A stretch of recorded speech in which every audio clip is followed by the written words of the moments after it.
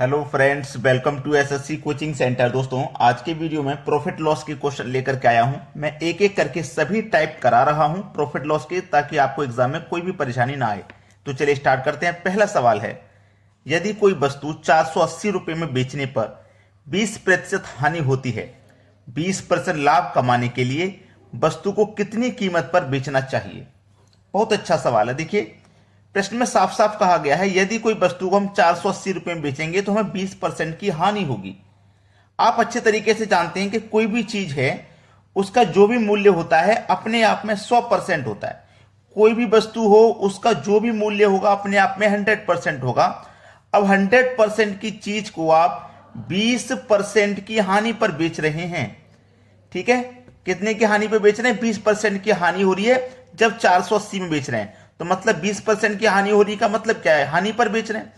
जब 100% की चीज को आप 20% की हानि पर बेचोगे तो इसका मतलब कितने में बेचोगे? आप 80% में बेचोगे। भाई, वस्तु कोई भी 100% की होगी, उसे 20% की हानि पे बेचोगे, मतलब 80% में बेचोगे।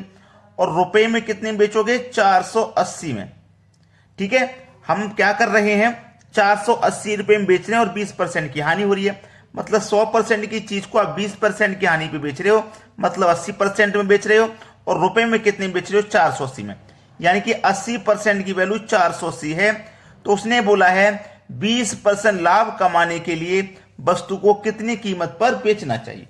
चलिए, 480 में 80 से डिवाइड कर दीजिए और 100% का मान निकालने के लिए 100 से मल्टीप्लाई कर दीजिए इस 100% का मान। तो वस्तु का मान पता चल जाएगा कितना है। 100% का मान पता चल जाएगा। चलिए, 0 से 0 कटा दो, 8 6 48, 6 का मल्टीप्लाई 100 में कर दो, कितना हो जाएगा? 600। यानी कि इस 100% का मान 600 रुपए है। वो वस्तु 600 रुपए की है। लेकिन हमसे पूछा है 20% का लाभ। क्या पूछ रहा है हमसे? 20% का लाभ।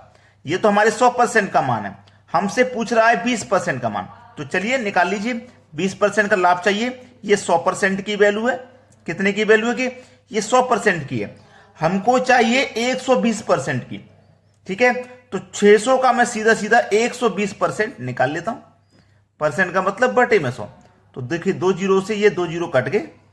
12 का 0 मल्टीप्लाई करेंगे, 0 12 6 72, तो 720 रुपया हो जाएगा। उसने बोला है 20% लाभ कमाने के लिए वस्तु को कितनी कीमत पर बेचना चाहिए? 720 रुपया में बेचना चाहिए। सी ऑप्शन बिल्कुल सही जवाब है। सभी को समझ में आ गया? अब देखते हैं अगला सवाल। अगला प्रश्न है, एक गाय 8% लाभ पर बेची जाती है। यदि उसे 20% कम में खरीदकर 40% लाभ पर बेचा जाए तो उसे पहले से 640 रुपये अधिक प्राप्त होंगे। उस गाय का आरंभिक मूल्य क्या था?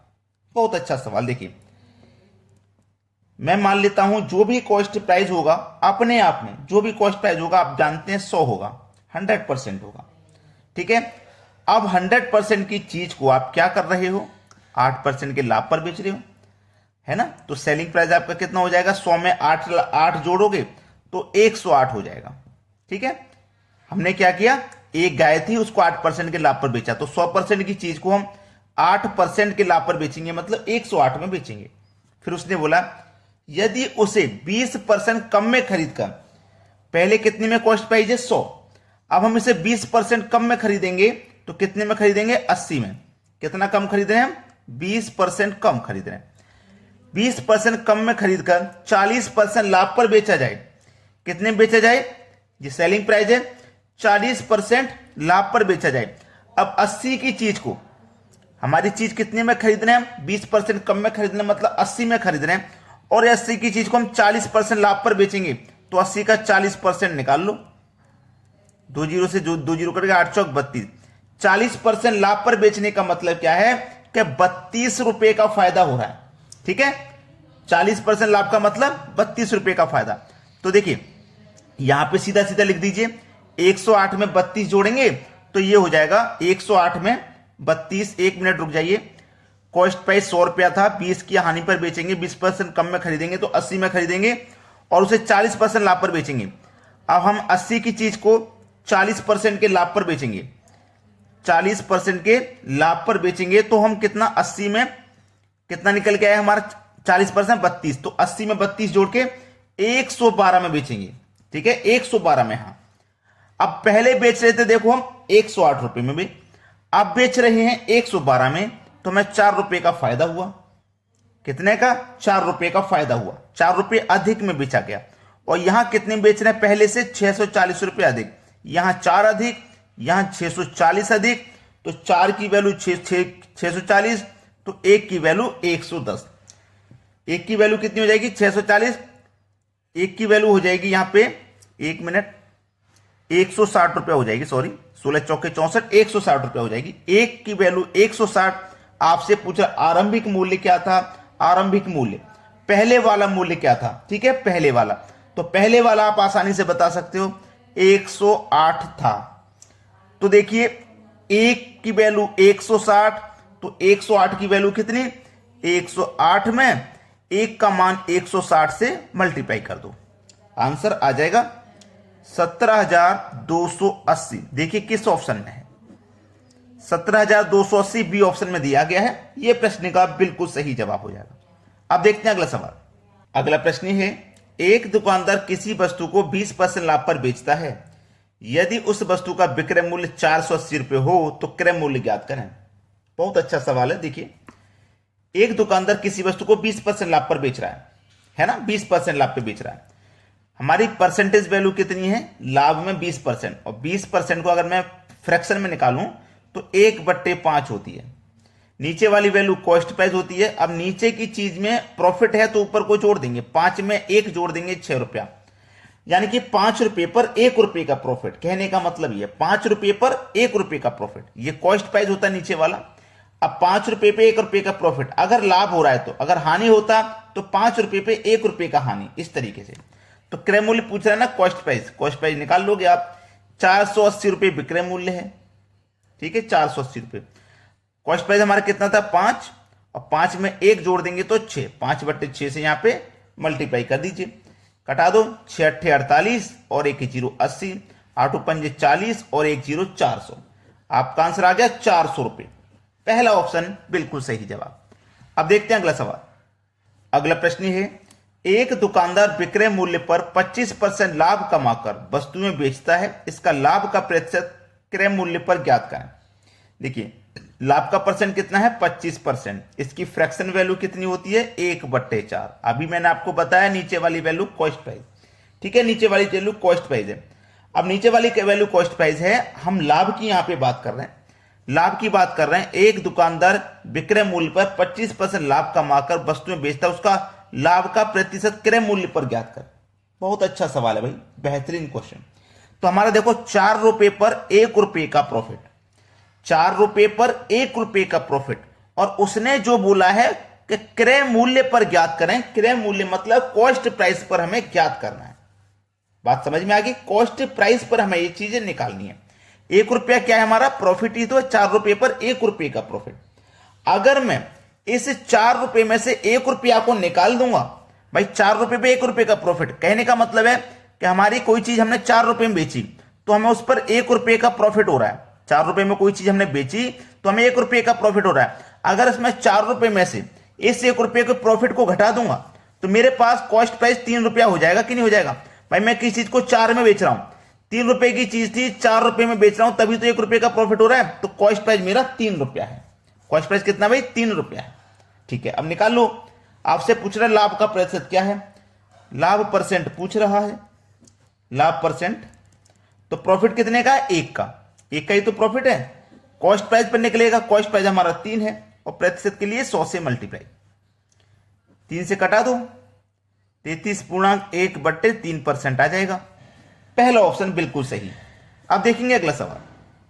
अगला प्रश्न है, एक रेडियो को 600 रुपए में बेचने से एक व्यक्ति को विक्रय मूल्य का 1/5 लाभ प्राप्त हुआ। 1/5 लाभ प्राप्त हुआ। वह इसे कितने में बेचे कि उसे क्रय मूल्य का 5/8 भाग लाभ प्राप्त हो? बहुत अच्छा सवाल है। देखिएगा, हमारे पास जो भी क्रय मूल्य है, जो भी क्रय मूल्य है, तो क्रय मूल्य का 5/8, कितना? 5/8 लाभ प्राप्त हो जाए। ठीक है, क्रय मूल्य का। अब देखना नीचे वाली वैल्यू कॉस्ट प्राइस होती है। अब 8 पे 5 का प्रॉफिट, 5 आपका क्या है प्रॉफिट, 8 क्रय मूल्य है, 5 प्रॉफिट है। अब 8 की चीज को 5 के प्रॉफिट पे बेचना है तो 13 रुपए में बेचेंगे कि नहीं बेचेंगे भाई? 8 की चीज को हम 13 रुपए में बेचेंगे तभी तो हमें 5 का प्रॉफिट होगा। तो सेलिंग प्राइस हमारा 13 है, कॉस्ट प्राइस हमारा 8 रुपया है और 5 रुपया हमारा प्रॉफिट है। ये बात आपको सारी समझ में आ गई, ठीक है। अब यहां पे विक्रय मूल्य का 1/5 था, कितना था 1/5 था, मतलब 1/5। तो 5 हमारा कॉस्ट प्राइस, 5 रुपए पे 1 रुपए प्रॉफिट, ये प्रॉफिट है। तो देखो 5 पे 1 का प्रॉफिट, हम किसी चीज को 5 में बेचेंगे तो 1 का प्रॉफिट। अब इसी को निकाल लीजिए, एक रेडियो को 600 रुपए में बेचने पर कितने बेच रहे थे हम? 600 रुपए में बेच रहे थे। अब 5 रुपए की चीज पे 1 का प्रॉफिट, तो 5 रुपए में से मैं प्रॉफिट को घटा दूंगा तो कॉस्ट प्राइस मेरा 4 बचेगा, मतलब 4/5 इंटू 8 की चीज को हम 5 रुपए प्रॉफिट में बेचेंगे, मतलब 13 में बेचेंगे तो ये 13/8 हो जाएगा, ठीक है, 13/8 हो जाएगा। इसी को हल करना है, आंसर आ जाएगा। 5 का 8 का मल्टीप्लाई कर लो पहले, 40, ठीक है। अब देखो 4 एकम 4 कटेगा, 4 से 10 बार में कटेगा, 0 से 0 कट गया, 60 है, 60 का मल्टीप्लाई 13 से करना है तो 0 आ जाएगा लास्ट में। 6 त्रिक का 18, हासिल लगा 1, 6 एकम 6 और 1 7, 780 रुपया। यह आपके प्रश्न का बिल्कुल सही जवाब है, बी ऑप्शन। अब देखेंगे अगला सवाल। अगला सवाल है, एक दुकानदार किसी वस्तु को 25% की हानि पर बेचता है यदि उसे उस वस्तु का विक्रय मूल्य 660 रुपया रहा हो तो इस वस्तु का क्रय मूल्य ज्ञात करें। बहुत अच्छा सवाल है। 25% की हानि है और 25% की फ्रैक्शन वैल्यू 1/4 होती है, 4 रुपया कॉस्ट प्राइस है और 1 रुपये का उस पर हानि है, लॉस है, प्रॉफिट नहीं लॉस है। इस बार लॉस का क्वेश्चन है, लॉस है। बस सवाल यहीं खत्म हो जाएगा। 4 की चीज पर 1 रुपये का लॉस, यानी कि कोई चीज हमारी 4 थी उस पर 1 रुपये का हानि हो जाएगा तो इसका मतलब 3 रुपया, ठीक है। चलिए सवाल यहीं खत्म हो जाएगा। कॉस्ट प्राइस निकालना है, क्रय मूल्य, विक्रय मूल्य हमारा कितना है 660 रुपया इंटू 4 रुपये कॉस्ट प्राइस था, 4/3 में आपकी वैल्यू आ जाएगी। 3 से कटाओ, 3 दूने का 6, 3 दूने का 6, 1 0, 4 का मल्टीप्लाई कर दो, 4 का 0 में करेंगे 0, 4 दूने का 8, 4 दूने का 8, 880 रुपया। पहला ऑप्शन हो जाएगा सही जवाब। अगर आपने वीडियो को अभी तक लाइक नहीं किया तो लाइक कर दीजिए, शेयर नहीं किया तो शेयर कर दीजिए, ठीक है दोस्तों, धन्यवाद।